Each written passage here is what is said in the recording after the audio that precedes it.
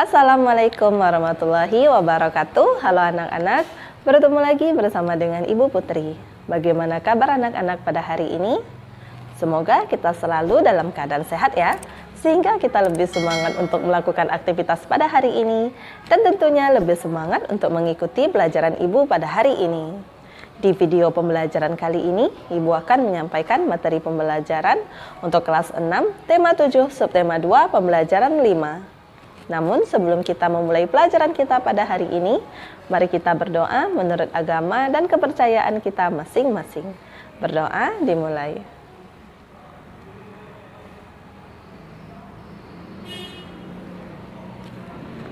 Berdoa selesai. Tujuan pembelajaran kita pada hari ini yaitu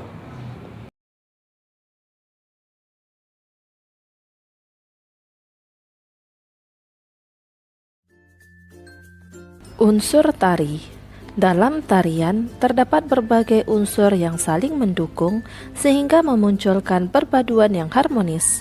Keharmonisan itu akan membuat sajian tari menjadi indah dan menarik. Unsur tari terdiri atas gerak, busana, tata rias, properti, dan iringan. 1. Gerak. Gerak tari adalah serangkaian gerakan indah dari anggota tubuh yang dapat dinikmati oleh orang lain. Gerak tari diperagakan berdasarkan ruang, waktu, dan tenaga. Ciri khas gerak tari setiap daerah di Indonesia berbeda-beda. Gerak tari terbagi atas dua macam, yaitu gerak murni dan gerak maknawi. Gerak tari murni yaitu gerak yang tidak mengandung arti tetapi tetap mementingkan keindahan. Sebaliknya gerak tari maknawi mempunyai arti tertentu. 2. Tata busana. Tata busana tari meliputi semua pakaian yang dikenakan penari saat mempertunjukkan suatu karya tari di atas pentas sesuai peran yang ditampilkan. Tata busana tari disesuaikan dengan konsep, tema, karakter, dan bentuk tarian. Tata busana membantu penonton menangkap ciri sebuah peran atau tokoh. Tata busana juga memperlihatkan kesesuaian hubungan antara peran dengan karakter tarian yang dibawakan. 3. Tata rias. Dalam mempertunjukkan suatu tarian, penari harus merias wajahnya. Alat-alat rias yang digunakan meliputi bedak, lipstik, pensil alis, dan perona mata, serta perona pipi. Tujuan rias wajah untuk mengubah penampilan wajah penari sesuai dengan jenis karakter tarian yang dibawakan. 4. Iringan tari. Iringan tari merupakan bunyian-bunyian untuk mendukung suasana penampilan tari. Iringan tari dapat berupa permainan alat-alat musik modern atau tradisional. Iringan tari juga dapat berupa bunyi yang berasal dari gerakan tubuh, misalnya tepuk tangan, hentakan kaki, siulan, atau nyanyian. 5. Properti tari. Properti tari meliputi semua alat yang digunakan oleh penari dalam melakukan gerakan tari. Properti tari dapat berupa selendang, kipas, topeng, piring, kuda kepang, keris, tombak, tameng, atau benda-benda lain. Pemilihan properti tari disesuaikan dengan jenis tari yang akan ditampilkan. 6. Tempat pertunjukan. Seni tari memerlukan tempat untuk mempertunjukkannya. Tempat pertunjukan tari biasa disebut panggung. Secara umum, jenis pentas tari ada dua, pentas tertutup dan pentas terbuka. Pentas tertutup diadakan di dalam ruang kelas, gedung, atau aula. Sebaliknya pentas terbuka dapat diadakan di lapangan, halaman rumah, atau bahkan di jalan. Ayo berdiskusi pada halaman 94. Semangat bermusyawarah untuk mufakat yang telah dilakukan oleh warga sekolah. Sudin merupakan pencerminan dari pengamalan sila keempat Pancasila, kerakyatan yang dipimpin oleh hikmat kebijaksanaan dalam permusyawaratan perwakilan. Dalam kelompokmu, ayo sampaikan contoh-contoh kegiatan bermusyawarah di lingkungan sekitarmu. Tuliskan hasil diskusimu dalam bentuk tabel seperti berikut. Semangat kekeluargaan yang pertama, menjenguk teman sakit. 2. turut serta aktif membantu acara kegiatan warga. 3. Menerima keputusan penetapan Ketua Panitia Lomba Kemerdekaan Republik Indonesia. Dan 4. Secara sukarela menyediakan konsumsi acara rapat pembangunan jalan desa. Bermusyawarah, contoh kegiatannya yaitu berdiskusi menentukan siapa saja yang berangkat ke rumah sakit untuk menjenguk teman. 2. Bermusyawarah menentukan pembagian tugas acara kegiatan warga. 3. Bermusyawarah menentukan siapa yang menjadi ketua panitia acara lomba kemerdekaan Republik Indonesia. Dan 4. Bermusyawarah dalam menentukan langkah-langkah yang akan diambil dalam persiapan pembangunan jalan desa. Gotong royong yaitu 1. Membuat makanan secara bersama-sama untuk dibawa saat menjenguk teman sakit. 2. Turut gotong royong membantu mendirikan atau mempersiapkan tempat acara kegiatan warga. 3. Bergotong royong membantu persiapan acara lomba kemerdekaan Republik Indonesia. Dan 4. Turut bergotong royong membersihkan jalan desa yang akan dibangun. Selanjutnya, diskusikan dengan kelompokmu tentang kegiatan-kegiatan yang dapat dilakukan dengan musyawarah dan kegiatan-kegiatan yang harus dikerjakan sendiri. Tulislah hasilnya dalam bentuk tabel seperti berikut. Kegiatan yang dilakukan dengan bermusyawarah yaitu yang pertama, menentukan ketua kelas. 2. Menentukan pembagian piket kelas. 3. Merencanakan acara lomba kemerdekaan Republik Indonesia di sekolah. Dan 4. Membuat kelompok kerja siswa. Dan kegiatan yang tidak dapat dilakukan dengan bermusyawarah yaitu mengerjakan ulangan atau ujian. 2. Melaksanakan tugas piket yang sudah ditentukan. 3. Membeli jajanan atau makanan ringan. 4. Membantu tugas individu, prakarya, gambar, patung, dan lain-lain. Dan 5. Pergi ke belakang atau izin ke toilet. Pemimpin idola, pemimpin yang jujur. Ida, teman sebangku aku.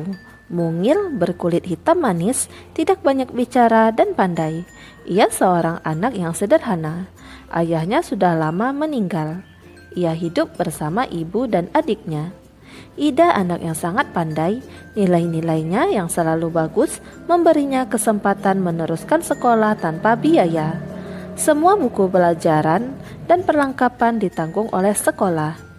Ida tak pernah malu dengan kondisi keluarganya, bahkan ia semakin rajin belajar dan terus berprestasi. Ida juga selalu menjadi tempat bertanya jika teman-temannya mengalami kesulitan dalam pelajaran.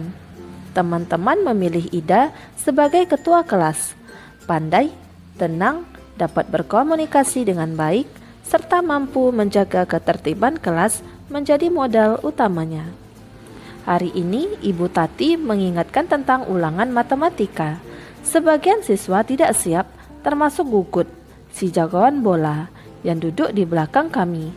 Waduh, saya belum belajar, Bu. Kemarin saya seharian bermain bola sampai sore. Pulang ke rumah langsung tidur, Bu. Protesnya. Ulangan tetap berlangsung. Gugut resah. Ia menengok ke kiri dan ke kanan. Tiba-tiba ditendangnya kursi Ida dari belakang. "Shh, Ida, bantu aku dong. Geser sedikit ke kiri agar aku bisa melihat jawaban di kertas ulanganmu," pinta Gugut. Ida tak bergeming, ia hanya menggelengkan kepala pelan. Tanpa menengok ke belakang, Gugut mengganggunya lagi. "Ayo dong Ida, sekali ini saja. Nanti aku beri kamu uang 10.000 rupiah. Kamu bisa jajan kue di kantin," rayunya. Gugut tahu benar Ida tidak pernah jajan di kantin. Ibunya tidak memberinya bekal uang jajan. Ida selalu membawa sebungkus nasi dan lauk dari rumah.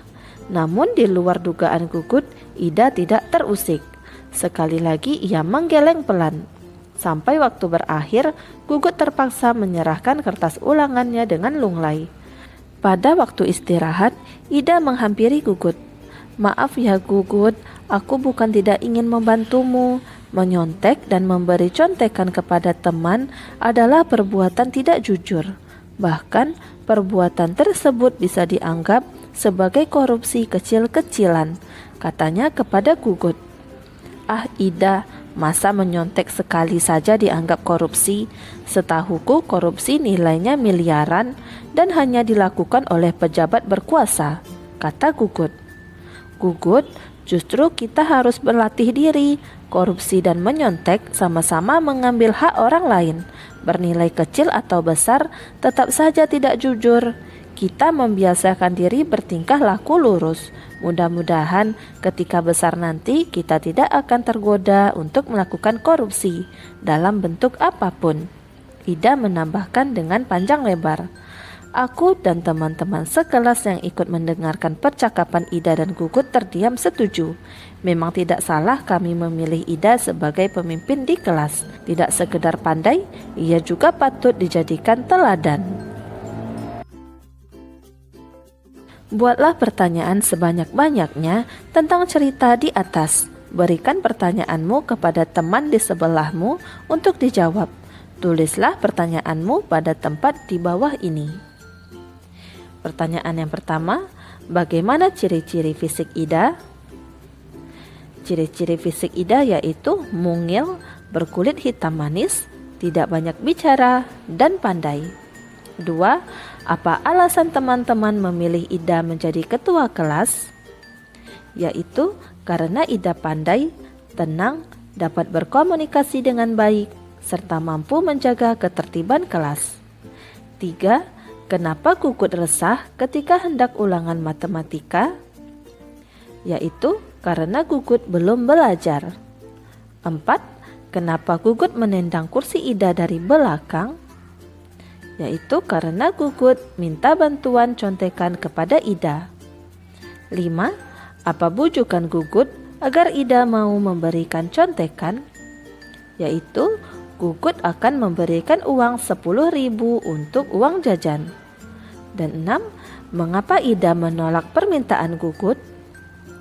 Karena bagi Ida, menyontek dan memberikan contekan adalah perbuatan tidak jujur, bahkan bisa dianggap sebagai korupsi kecil-kecilan. Ayo berlatih pada halaman 97. Kamu dan teman-temanmu sudah berlatih menilai pidato. Sekarang, buatlah teks pidato tentang pentingnya bergotong royong.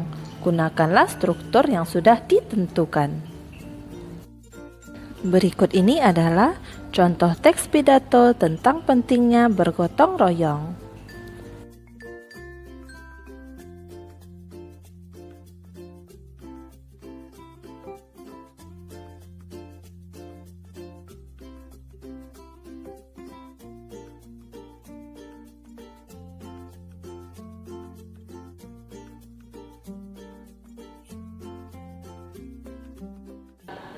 Demikianlah materi pembelajaran yang dapat Ibu sampaikan pada hari ini. Semoga apa yang telah Ibu sampaikan pada hari ini dapat bermanfaat untuk dirimu dan menambah ilmu pengetahuanmu. Jika dalam penyampaian materi ada tutur kata Ibu yang kurang berkenan, Ibu mohon maaf. Akhir kata, wassalamualaikum warahmatullahi wabarakatuh.